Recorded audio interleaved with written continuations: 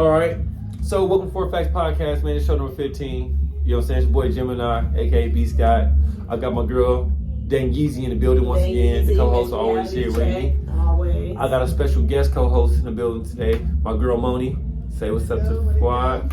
Yeah, and so I'm gonna do two parts to this show though, right? So the first part we just went over was kind of hefty, and we went over the topic was opening closed doors. People who hit you up after y'all said and done, looking for closure in a relationship that's been said and done. You know, and we kind of hammered that one down pretty good.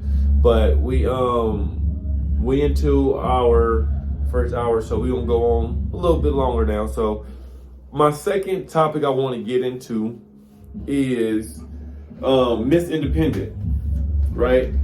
So this is tapping into all you, because most ladies I'm looking at on my podcast right now, you all are independent women, right? So Miss Independent Woman, that is a bonus to us men. Like, we love a woman who can go out and get her own, hold her own, don't need a man. I should have queued it up on the shit before I went yet, but I'm gonna let that Miss Independent. Yeah, but as a man, I say an independent woman who has everything in her life situated is the hardest woman in the world to please. And that's why most of the time, the independent woman is single. She has everything she wants. Her career's right, her house or whatever, her car she wants, everything that she feels she wants is there. Anything she can achieve on her own, she has. But when it comes to that companionship, partnership, where you got to work together with someone else, her independent mindset takes over, and that's something she can't yet conquer because she gives no leverage to a relationship. Because she's so accomplished in her life, she had to go so hard for everything in her life that she don't feel she can compromise with nobody for nothing. So at the end of the day, a man is something that she should need and want in her life, but she don't know how to conquer that one aspect of her life. I would like to hear what Marcus right. has to say. So I'm ladies, hold on. I'm gonna let my boy Mixmaster speak because he has hand raised on this one. Where did he go? Oh, here you go. Mixmaster, go ahead and tap in, man. Your mic is hot, bro. Scott, you hear me? Yeah, I hear you, bro. Yeah, I hear you going in on the independent woman thing, but I don't really think the independent woman thing is much of like men's problem. I don't think we really worried about that to where we don't necessarily feel like that. I think it's to the point where we just don't got time for it and we'd rather not deal with it. So it's like, you might feel esteemed in your situation and, you know, being able to take care of your business, that really don't mean shit to us. So, you know, we're not really looking at stuff like that. So it doesn't really bother us to the point like that as if it's like a big thing. I think it's just a big thing on their part. Yeah. And what I'm saying, Mixmaster, is like, we appreciate a woman just being independent because at the end of the day, you're doing your own thing. You're not all just depending on me for your whole life. You get what I'm saying? So we appreciate the fact you are independent. But my thing is, I'm saying they are the ones that's hard really to please because, like I said, you know, Mixmaster, we've been out in these streets, things like that, and we see the chick, like, she look good as fuck. Like, she on her shit. You can tell she got her shit together, or the case may be. But then again, she can't keep a man. You know what I'm saying? She out here just going through the motions because she can't keep a man because mentally, she not giving a guy a fair shot because her standards for one is so damn high that nobody ever gonna meet standards she want a motherfucker to meet. You know what I'm saying? So the only thing she's going to do is maybe catch a body here and there. You know what I'm saying? Maybe in a relationship for a couple months and then it ends because at the end of the day, she's too high maintenance for any guy to really want to deal with all that. When I can deal with a woman who's semi-independent and deal with less of the drama that come along with it. Do you get what I'm saying? Yeah, I feel that. I'm just saying, like, that shit don't make or break us. So it's not really about us, like, oh, we don't want to deal with it or nothing like that. It ain't about dealing with it. It's just like, you know. Right. What does that mean? It don't mean nothing, so it don't really matter to us. Like, so. Yeah, the independence don't matter to us. We're not stressing over that at all. So that's not even a point to think about, oh, like, it's a big deal for men. It's the way y'all describing it sounds like, oh, that's so cute. You're so independent. How nice. See, that's the problem right there. You see what I'm saying? No, but see, no. That's why I started out really saying we appreciate the No, independent I'm woman. not right. We appreciate it. Not saying that you don't appreciate. It's like when your kid, right, takes on the responsibility you didn't ask them to when they don't have to. It's like, oh, how nice. Yeah. So cute. You know what I'm saying? But it's not really like necessary. That's not what I'm looking for from you. But I'd rather you have better grades. But you're right because you're saying, because what he's saying though. Right. The reason why it's not that important to us, or we just look at it like, oh, that's cute, because at the end of the day, the men are meant to be independent. So that's something we do. So when we see you guys do it, like, okay, it's cute you did that, but we've been doing that. So on the back end, it's like the back end, like when you see a good dad. That's how y'all, and we feel like we doing our shit, but y'all like, oh, that's cute, you a good dad, but we've been doing that. So it's like, you expect it from a woman, so it's not no big deal to y'all, but when we see us doing it, you're like, you doing your shit, bro. Like, you don't have to be your shit. So it's understandable. Yeah, we look at it like, yeah, it's good, but we look like, okay. What you want to pat on the back with them you should have been doing? Like, so what he's saying, it makes sense. The same way you said women look at dads, right? Like, you pat on the back. Yeah. I mean, yeah, so that makes sense, but that's why, but at the end of the day, single dad is not hard to please, though. Okay, anyway, we're not talking about you right now, right? Okay, well, all right, I'm just saying. And I would like to say that I saw a post where it compared a girl who was like, maybe a supervisor at CVS or whatever. She was like 24 years old. Like, she could be a little, airheaded sometimes, but you know what I'm saying, like she was cool, you know what I'm saying, still stayed at home, but like she was still cool, right, had her own car, you know what I'm saying, somewhat independent, right? And then it was the woman who was in her 30s, had her master's degree, had her career, was making a certain like over 70,000 a year, blah blah blah blah blah. And so they asked the men, like, who would you rather date? Shut up. Oh, and it also gave personality traits like, you know what I'm saying, fun, you know what I'm saying, low tolerance, you know, blah, blah, blah, blah, blah. And it was basically the typical personality traits of a 24-year-old who really don't have no responsibilities versus a woman who been through some things and got some, right? Mm-hmm. So then they would ask the men who would they prefer to date, and the majority of the men was going for the girl who worked at CVS over the woman who was more established, and a lot of them said the exact thing that Mixmaster said was like, that's cute, but not that's cute, but it was more like that, like the attitude and the standard and the extra shit that's about to come with it's not worth it. Yeah, I don't feel like it. Yeah, it's not worth it. It might be worth it. I know what you're saying. I could just go over here and have fun and just, it's easier. Yeah, like she brings something to the table. She ain't just not got nothing. But seeing on your level where you got everything. But I see why everything but that one thing. You know what I'm saying? Like, little CVS mama gonna make sure she come through. Everything on point because, like I said, CVS we going tomorrow. You know what I'm saying? There ain't no trading CVS, you know what I'm saying? So she gonna be with McDonald's next on the fries. She made it to the fries now. She turned the fries over, so.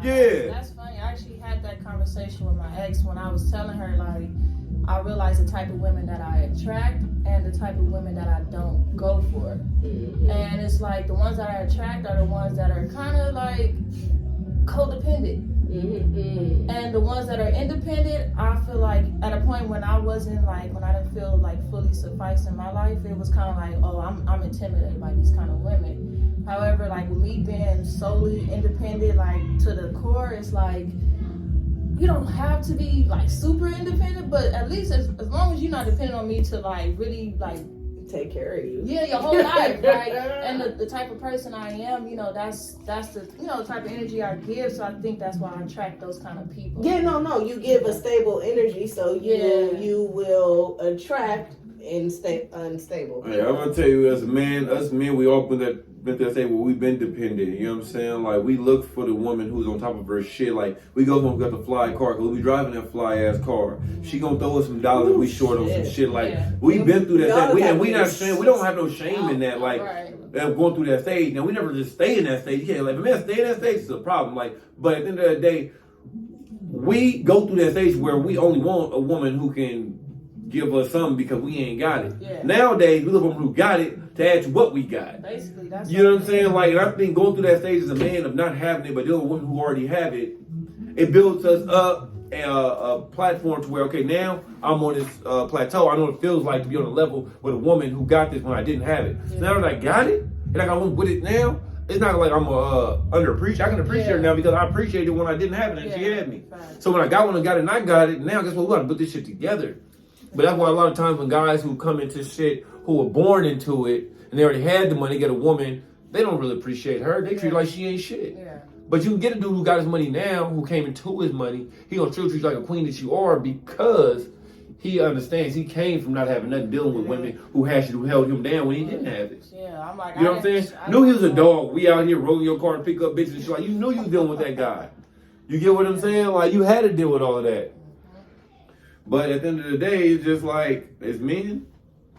You know what I'm saying? It's just part of the territory.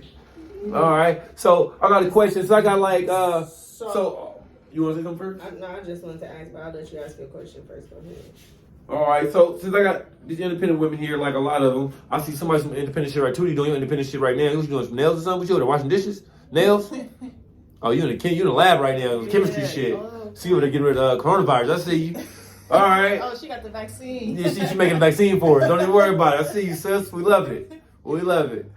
All right. So look, to all y'all independent women out here, right? So I understand y'all got your high standard. China, you one of them too, because you are independent as hell too. I'll call y'all name out, but fucking So what's the top 3 things that y'all just want to do a little experiment real quick? What's the top 3 things y'all look for when dealing with a man that y'all not gonna budge on?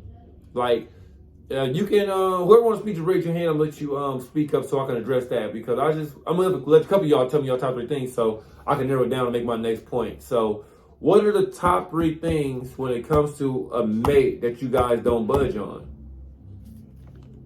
Mental capacity. Well, I want 3 from you though too. Laziness, no drive. Laziness. Man, no. Okay, that's a man though. Okay with being broke. Okay, laziness. All that goes into the same thing. So laziness falls into no drive and being broke. Give me another one.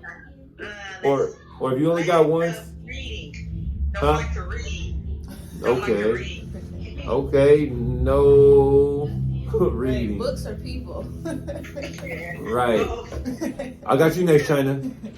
And deadbeat parent. Being a deadbeat parent. Know you got kids, but you out there doing everything to take care of your kids. Deadbeats. Okay, now those are things that I can second. You feel me?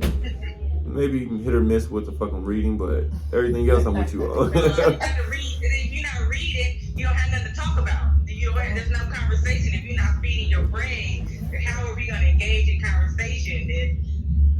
Hey, well, what if you get a reading people? What are you gonna read? But I can just say, what if my book is the world is my book? Like artists say, oh, the world is my canvas. What if my book is the world? I just read people and interactions and relationships. Like, some people are good reading and stuff like that. Well-rounded with life. But it only goes so far. Reading and talking about people, and now you're talking about people. What else can we talk about besides the people out there? Everything involves people, though. Who writes books? Right. Some books are non-fiction. Everything involves people. So anything that a book can relate to is going to involve people. Yeah, you got a point. Right. A couple of books. I got this big ass head for a reason. See, I read that in no book. See, I read don't read people. I get that out of no book. All right, all right, mute your mic, T. I'm gonna go ahead and let China speak up because she got some good one too, I'm sure. So China, go ahead, mama. Your mic is hot. You got to accept the invite to speak, China. Okay, a lot of stuff that she said, I definitely agree with. So just to kind of piggyback, like ambition is a big one for me. Like I strive high, so I'm expecting my mate or someone I'm dating to strive high as well. Like, you just can't be like the what you're doing all day for me can't happen. There's just certain things that I just don't tolerate. The biggest thing I guess when we have one is ambition. Like, you gotta have that. Some drive, something. Okay, so all that tap back into the laziness. So the laziness is one that y'all both agree on with laziness. Yeah. Okay, now give me two more. China, I need two more from you. Financially stable. If you're not financially stable. Okay, so you have to be financially stable. So when you say financially stable, does that mean they have to make the same or more money than you? Or what do you consider financially stable? Because there's different levels of finance. They need to be able to take care of themselves. Oh, okay. Don't come over here looking for help. Okay, that's understandable. So to be able to survive on their own. Got you. All right, give me one more.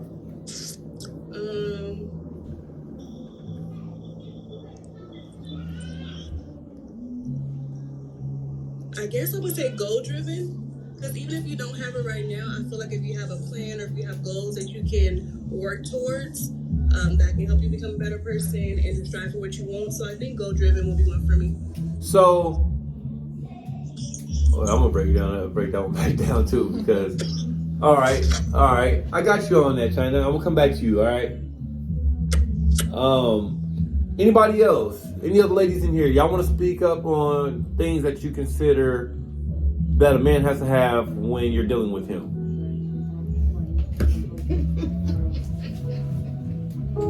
Okay, Wendy, Kenya, Deja, Bria, Kia, none of y'all?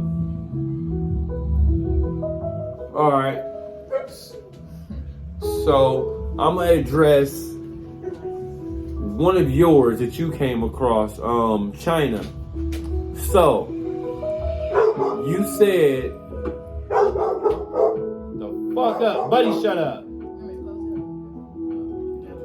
So you said he has to be financially stable, and then you all said he needs to have goals.